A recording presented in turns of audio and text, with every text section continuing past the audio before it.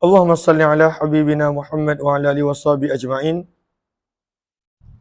Allahumma salli ala habibina Muhammad wa ala alihi washabihi ajma'in. Tadi kita terputus, kita sambung balik insya-Allah. Tadi kita terputus pada riwayat yang ke-4086 berkenaan tentang kisah ada seorang yang telah membawa kepada Nabi sallallahu alaihi wasallam satu gantang kurma daripada kualiti yang bagus, kualiti yang baik.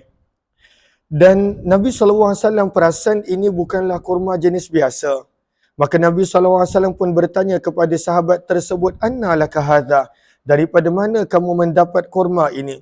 Qala, maka sahabat itu pun menjelaskan, riwayat 4086. Maka sahabat tersebut menjelaskan, "Intalaqtu, aku telah pergi dengan membawa 2 gantang kurma daripada kualiti yang biasa. Fashtaraitu bihi hadha sa'." Maka dengan 2 gantang kurma kualiti biasa tadi, aku telah membeli 1 gantang kurma yang bagus. Maksudnya dia membeli kurma dengan membayar kurma tetapi tidak sama berat dan timbangan. Walaupun kualiti berbeza, walaupun grade berbeza, namun kerana kurma adalah salah satu yang termasuk daripada amwalur ribawiyah, maka Nabi SAW tak benarkan untuk jual beli kecuali daripada berat yang sama, daripada timbangan yang sama. Fa inna si'ra hadha fi suqi kadha. Maka lelaki ni pun, sahabat ni pun jelaskan, kenapa aku buat begitu wahai Rasulullah? Kerana kurma yang bagus ini adalah harganya di pasaran sekian. Wa si'ra hadha kadha. Sementara kurma yang biasa ini harganya di pasaran kesekian. Maka Nabi SAW pun menegur seraya bersabda, "Wailak, celaka kamu. Arbaita, kamu telah melakukan riba. Idza aradta dhalika, apabila kamu ingin melakukan begitu." Maksudnya ingin untuk mendapatkan kurma yang kualiti bagus dengan membayar dengan barang yang sejenis, iaitu dengan kurma juga. Fabi'ta muraka bisil'ah, maka juallah terlebih dahulu kurma kamu dengan sesuatu, summashtari, kemudian kamu belilah kurma tersebut bisil'atika, dengan kamu memberikan barang yang selain daripada kurma.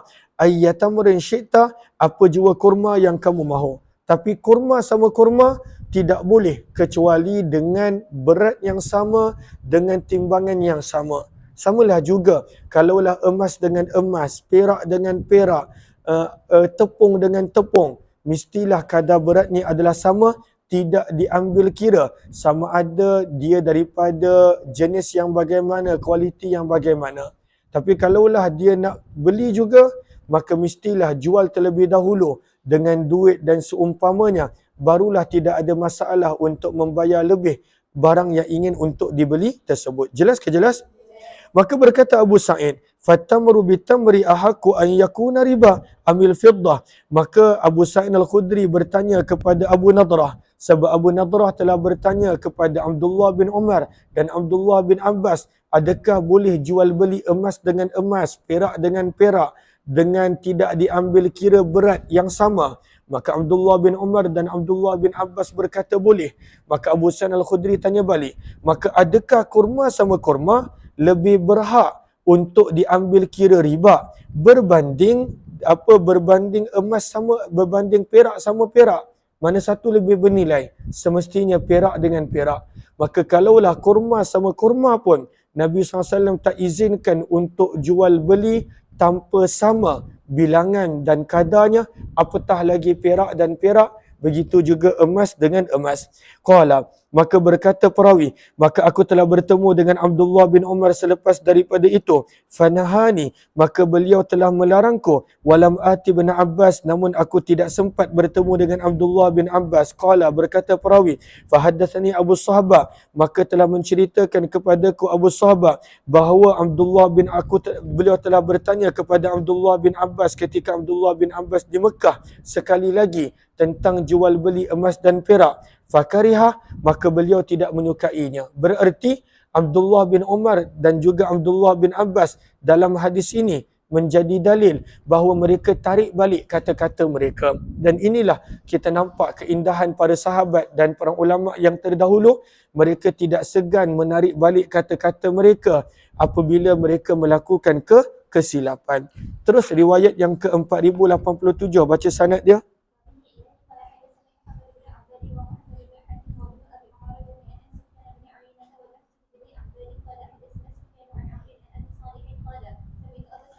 Abu Sa'id Al-Khudri radhiyallahu ta'ala telah berkata, ad-dinaru bid-dinar, jual beli dinar emas dengan dinar emas, wad dirhamu bid-dirham, jual beli dirham perak dengan dirham perak, mislan bimislin, mestilah sama kadar timbangan dan beratnya. Manzada, barang siapa yang melebihkan, awizdada ataupun meminta lebih, faqad arba, maka dia telah melakukan jual beli dengan riba. Faqultu lahu, maka aku telah berkata kepada Abu Sa'id, Inna bin Abbas, sesungguhnya Abdullah bin Abbas radhiyallahu anhu yaqulu ghair hadha, beliau berkata pendapat yang berbeza daripada ini. Faqala, maka Abu Sa'id Al-Khudri telah berkata, laqad laqitu bin Abbas, demi sesungguhnya aku telah bertemu dengan Abdullah bin Abbas, lalu aku telah berkata kepadanya, ara'aita hadzal ladzi taqul, adakah apa yang kamu katakan ini, asyai'un sami'tahu, adakah ianya sesuatu yang kamu dengar daripada Nabi SAW sendiri, aw wajadtahu fi kitabillah, ataupun sesuatu yang kamu mendapatinya daripada kitab Allah Al-Quran. Faqala, maka Abdullah bin Abbas pun berkata, lam asma'hu min Rasulillah, tidaklah aku mendengar daripada Nabi SAW, walam ajidhu, dan tidaklah pula aku mendapati daripada Al-Quran. Walakin, akan tetapi Usama bin Zaid radhiyallahu anhu ada menceritakan hadis kepadaku, anna Nabi sallallahu alaihi wasallam, sesungguhnya Nabi sallallahu alaihi wasallam telah bersabda, ar-riba fin nasi'ah, riba terdapat di dalam jual beli secara bertangguh, secara berhutang. Maka sebab itu dia berpendapat tak ada masalah kalaulah emas sama emas dijual tanpa mengambil kira berat yang sama, perak dengan perak, tepung dengan tepung, kurma dan kurma, kerana beliau berpendapat hadis Usama bin Zaid bermaksud innamar riba fin nasi'ah, bahawa riba yang dilarang hanyalah pada jual beli secara berhutang, penyerahan yang tak dibuat dalam majlis yang sama. Namun para ulama menjelaskan apakah maksud riwayat Usama bin Zaid tersebut. Maka ta'wilu hadis Usama pada baris yang keempat, maka kata para ulama, pandangan maksud yang pertama hadis Usama ini bi'annahu mansuh, ianya adalah hadis yang mansuh, yang tidak lagi diamalkan. Waqad ajma'al muslimun, dan para ulama telah bersepakat bahawa hadis Usama bin Zaid tidaklah diamalkan secara zahirnya. Wa hadza yadullu, dan ini menunjukkan bahawa hadis tersebut adalah terbatal dan mansuh. Wa ta'awwalahu akharun, ada juga yang mentakwilkan maksud daripada hadis Usama bin Zaid, antaranya yang pertama bahawa Allahumma salli ala Sayyidina Muhammad, dengan ada tiga pandangan di situ. Ada tiga pandangan di situ. Kita ambil yang kedua, athani, pada baris bawah tu, annahu mahmulun ala al-ajnasil mukhtalifah. Maksud daripada sabda Nabi ar-riba fin nasi'ah adalah ketika jenis daripada 6 yang Nabi SAW sebut ini daripada jenis yang berbeza. Maka itu jelas tak ada masalah untuk tidak sama kadar berat dia. Contohnya, nak beli emas dengan bayar perak, nak beli kurma dengan bayaran gandum, itu tak ada masalah sebab jenis yang berbeza. Jelas ke jelas? 4088, baca sanad dia.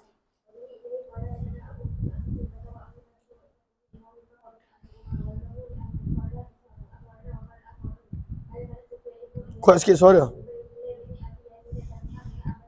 Abdullah bin Abbas radhiyallahu ta'ala telah berkata, akhbarani Usama bin Zaid, Usama bin Zaid telah mengkhabarkan kepadaku daripada Nabi SAW bahawa baginda bersabda, innamar riba, hanyanya riba terdapat fin nasi'ah, pada jual beli yang ditangguhkan. Maksudnya jual beli yang secara berhutang.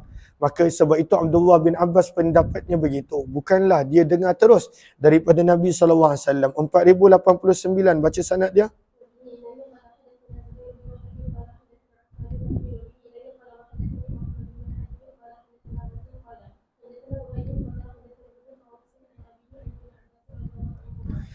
Daripada Usama bin Zaid radhiyallahu anhu, sesungguhnya Nabi SAW telah bersabda, la riba, tidak dikira sebagai jual beli secara riba, fima, pada perkara, pada benda yang dilakukan penyerahan pemilikan dalam majlis yang sama, fima kana yadan biyadin. Maka itu adalah riwayat Usama bin Zaid. 4090, baca sanad dia.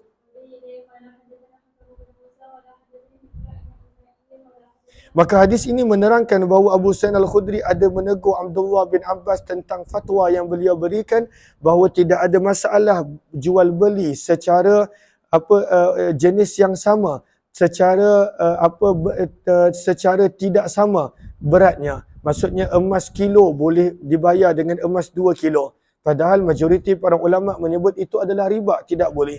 Maka Abu Sa'id Al-Khudri telah menegur Abdullah bin Abbas. Terus maka Abu Sa'id Al-Khudri radhiyallahu anhu telah bertemu dengan Abdullah bin Abbas radhiyallahu anhuma lalu bertanya kepadanya, "Ara'aita qaulaka, apakah pandangan kamu berkenaan tentang kata-kata fatwa yang kamu berikan fi sarfi berkenaan tentang jual beli emas dan perak? Syai'an sami'tahu, adakah sesuatu yang kamu benar-benar mendengar daripada Nabi sallallahu alaihi wasallam, am syai'un wajadtahu fi kitabillah, ataupun sesuatu yang kamu dapati daripada kitab Allah Al-Quran?" Qala Ibnu Abbas, maka berkata Abdullah bin Abbas, kullan la akul, sekali-kali tidak, setiap itu tidak aku katakan. Amma Rasulullah, adapun sabdaan Nabi sallallahu alaihi wasallam, fa antum, maka kamu wahai Abu Sa'id lebih mengetahuinya berbanding daripadaku. Wa amma kitabullahi, adapun kitab Allah Al-Quran, fala a'lamuh, maka aku tidak mengetahui sesuatu daripada Al-Quran tentang itu.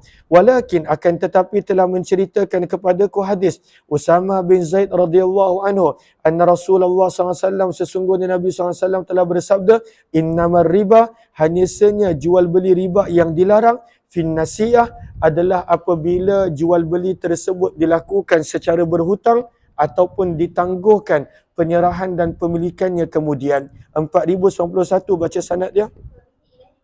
Maka dua hadis terakhir ini nak menerangkan bahawa pemberi riba, penerima riba, pemakan riba, dua saksi yang menyaksikan akad riba, mereka semua mendapat bahagian dosa masing-masing. Terus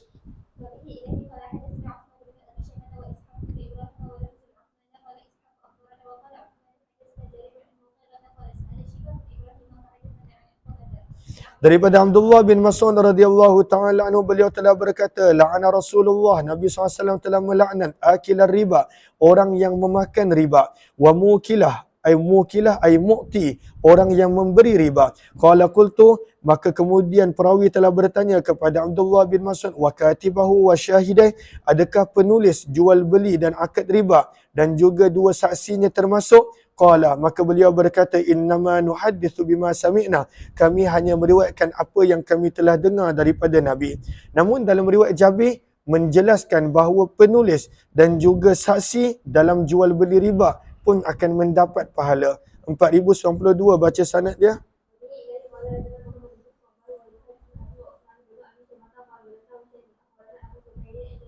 Daripada Jabir radhiyallahu ta'ala, beliau telah berkata, la'ana Rasulullah, Nabi SAW telah melaknat akilar riba, orang yang memakan riba, wa mukilah, orang yang memberi riba, wa katibah, orang yang menulis jual beli perjanjian riba, wa syahidai, dan dua orang saksi yang menyaksikan akad riba tersebut.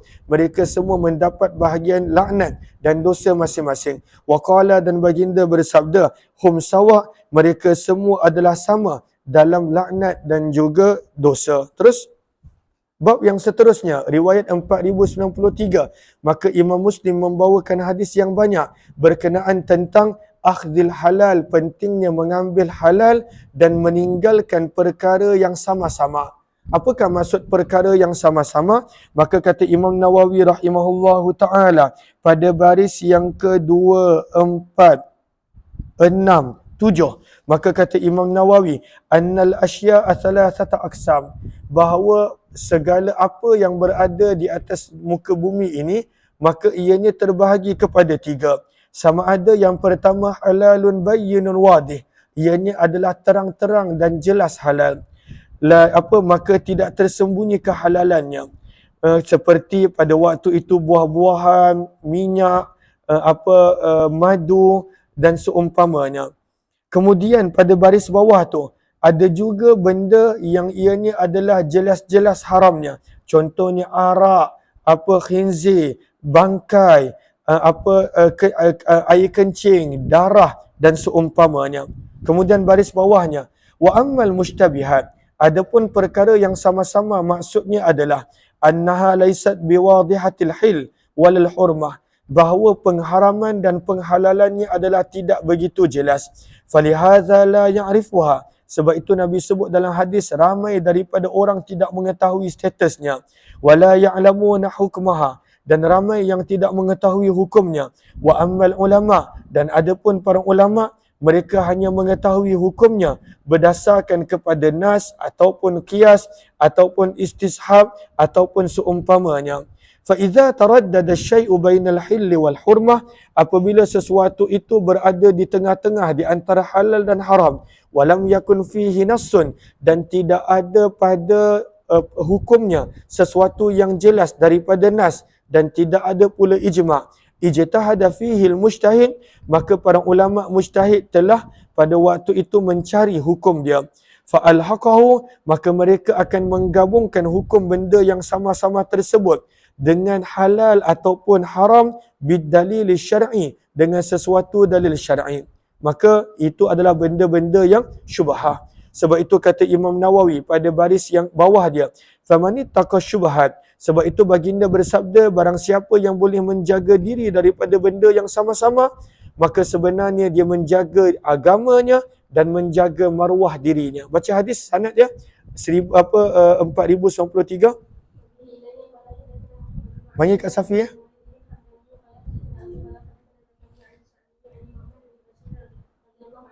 Daripada Nu'man bin Bashir radhiyallahu ta'ala, beliau telah berkata, aku telah mendengar baginda Nabi SAW bersabda, wa ahwan Nu'man, dan Nu'man telah mengisyaratkan bi isba'ihi, dengan kedua jari dia, ila udhunai, kepada kedua telinga dia, nak menunjukkan dia dengar direct daripada Nabi SAW.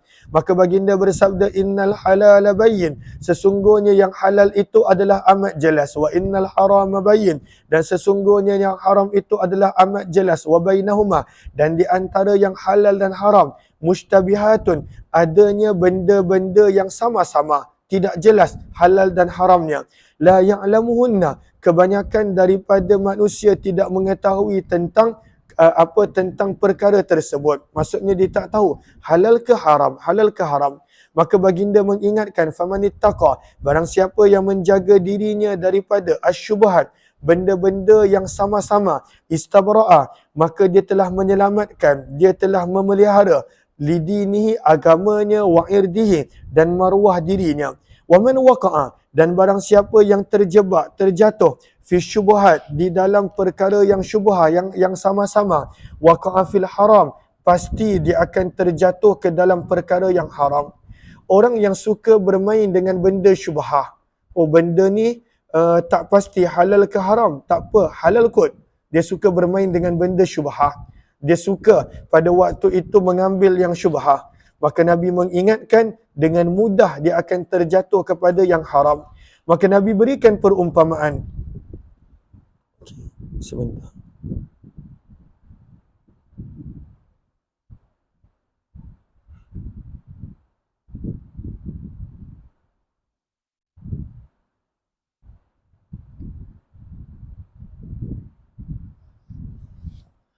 Maka Nabi SAW pun bersabda, karra'i, seperti seorang pengembala, yar'a, yang suka mengembala binatang ternakan dia, haulal hima, di sekitar kawasan larangan milik raja. Zaman dulu raja mereka ada tanah-tanah mereka yang orang luar, rakyat biasa tak boleh masuk, dan kalaulah masuk akan dijatuhkan hukuman.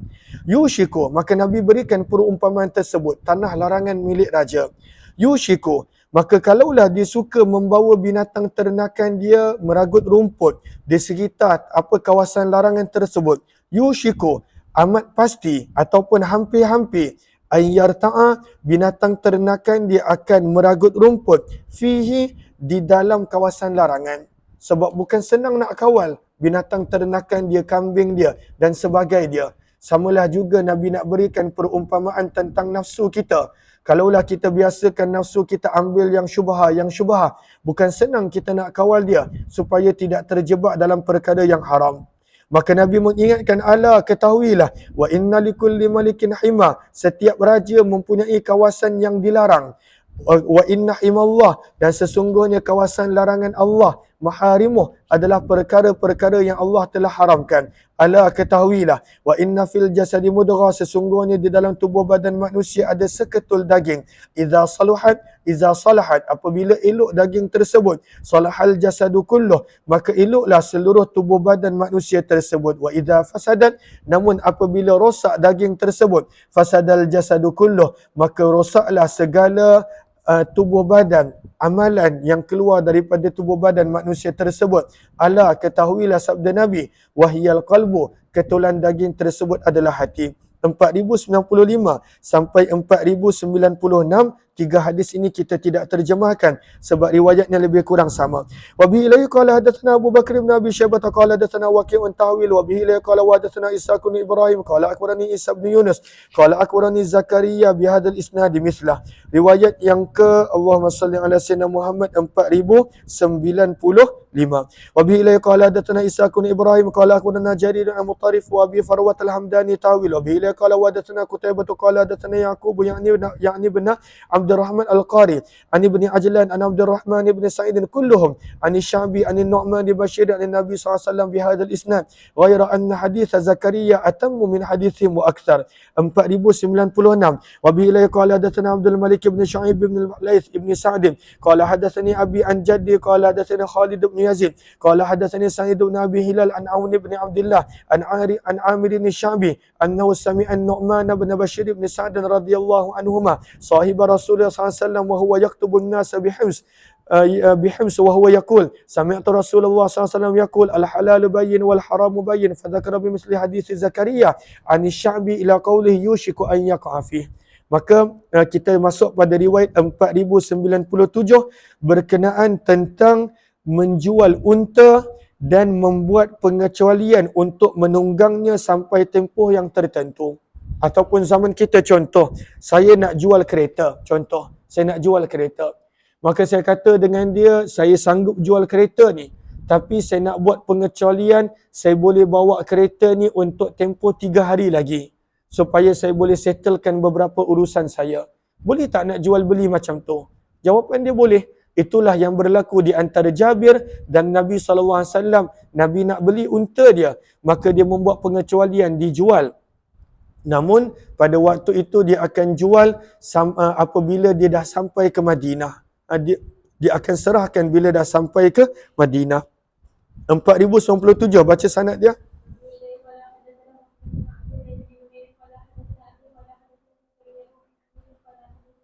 Jabir bin Abdullah radhiyallahu taala anhuma telah berkata, annahu kana yasiru, bahawa sesungguhnya beliau berjalan menunggang ala jamalillah, pada seekor unta miliknya. Namun bagaimana keadaan unta tersebut? Qad a'ya, yang telah keletihan. Fa'arada, maka beliau ingin an yusabbiyah, untuk meninggalkan sahaja unta dia. Sebab unta dia dah tak larat jalan. Jauh permusafiran, jauh perjalanan. Maka dia pada waktu tu nak tinggalkan sahaja unta dia. Maka apa yang telah berlaku? Falahiqani Nabi, maka berkata Jabir, telah menemuiku Nabi SAW, fada'ali, dan telah mendoakan untukku, wa darabahu, dan telah memukul unta milik Jabir. Pukul bukanlah maksudnya pukul dera, tidak. Kan kita nampak kalaulah orang menunggang unta dan kuda, maka dia akan pukul sedikit kuda tersebut untuk laju. Maka itulah yang Nabi buat. Fasara sayran, maka unta ini telah berjalan begitu laju, lam yasir mithlah, yang dia tak pernah berjalan laju seperti itu. Maka Nabi pun bersabda, bi'nihi, jualkanlah unta ini kepadaku dengan bayaran 1 uqiyah. Nanti kita akan nampak bab ini penuh dengan hadis Jabir dan untanya, yang mana berapakah jumlah yang Nabi SAW beli daripadanya, maka setiap riwayat ada sedikit sebanyak perbezaan. Namun Imam Nawawi telah memberi jawapan pada baris yang pertama pada muka surat 1055. Nanti para pelajar boleh baca sendiri sebab banyak. Ada lebih kurang 7 baris Imam Nawawi terangkan. Maka Jabir bin Abdullah pun berkata, bila Nabi kata juallah dengan kadar 1 uqiyah. 1 uqiyah bersamaan dengan 40 dirham. Maka Jabir pun berkata, aku tak nak wahai Rasulullah. Dia tak nak sebab dia tak ada unta yang lain. Maka Nabi SAW pun bersabda, ni juallah kepadaku. Fabi'atuhu biuqiyah, Maka kata Jabir, aku pun telah jual untaku dengan kadar 1 uqiyah. Wastathnaitu, ini tajuk hadis. Dan aku telah meminta pengecualian alaihi humlanah, bahawa aku boleh menunggang unta ini ila ahli, sampailah aku kembali kepada keluargaku. Falamma balagtu, apabila aku telah sampai ke Madinah, ataituhu bil jamal, aku telah membawa kepada Nabi untaku tersebut. Fanaqada li thamanah, maka Nabi telah membayar tunai kepadaku harganya. Thumma raja'tu, kemudian aku telah pulang. Fa arsala fi athari, kemudian Nabi telah mengutuskan seseorang menyusuliku. Athari maksudnya menyusuliku. Faqala, maka baginda bersabda, aturani makastuka, adakah kamu menyangka yang aku ingin untuk menawarkan harga yang rendah, li akhudha jamala, supaya aku boleh mengambil unta kamu. Khudh jamala, ambil balik unta kamu, wa darahima, dan duit yang aku telah bayar kepada kamu, fahuwalaka, itu adalah untuk kamu. Maka sebenarnya Nabi nak tolong dia. Nabi SAW tahu dia baru kahwin, maka sebenarnya Nabi nak tolong dia. Sebab itu Nabi SAW tak nak bagi duit begitu sahaja. Tetapi Nabi SAW buat seolah-olah Nabi nak beli untanya, namun sebenarnya Nabi tak nak pun unta dia. Nabi SAW nak tolong beliau. Daripada sini kita nampak akhlak Nabi SAW. 4098, yang ni kita tidak terjemahkan sebab riwayatnya lebih kurang sama. وبه إليه قال وحدثنا وعلي بن خشرم قال أخبرنا عيسى يعني بن يونس عن زكريا عن عامر قال حدثني جابر بن عبد الله بمثل حديث ابن نمير. 4099 baca sanad dia.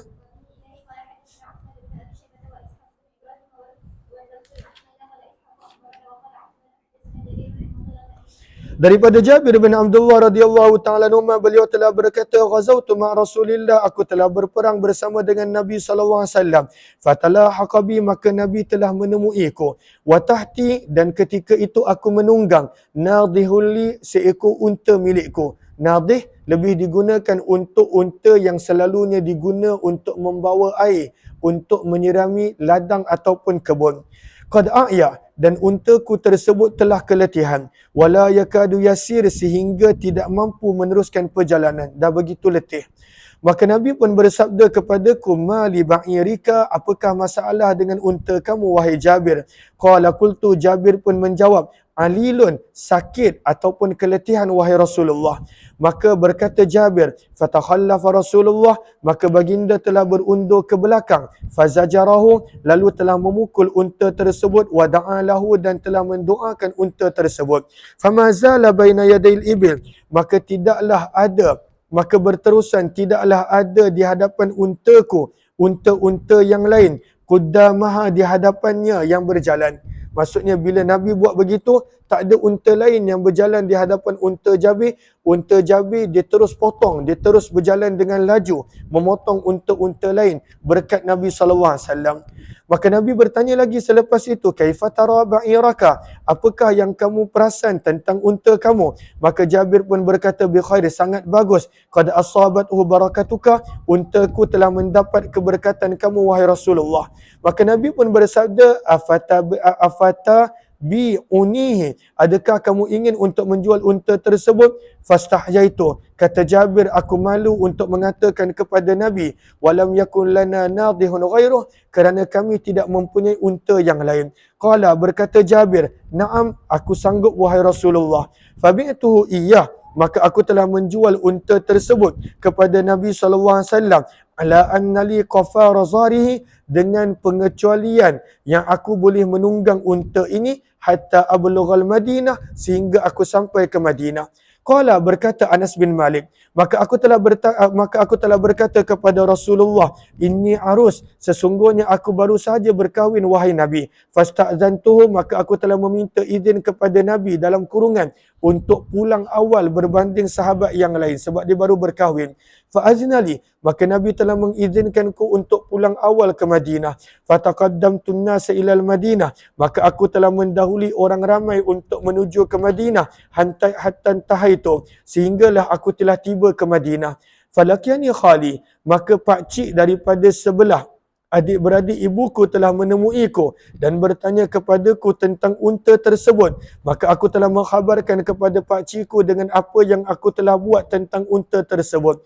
Fala manifih, maka beliau telah mencelaku tentang perkara tersebut. Sebab Jabir tak ada binatang lain, dia pergi jual kepada Nabi. Qala berkata Jabir, wa qad kana Rasulullah sallallahu alaihi wasallam qala li hina sta'zantuhu, dan adalah Nabi SAW ada menegurku ketika aku telah meminta izin kepada Nabi untuk pulang awal ke Madinah.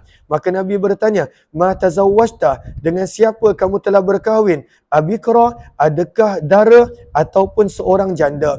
Maka aku pun berkata kepada Nabi, tazawwajtu thayyiba, aku telah berkahwin dengan seorang janda.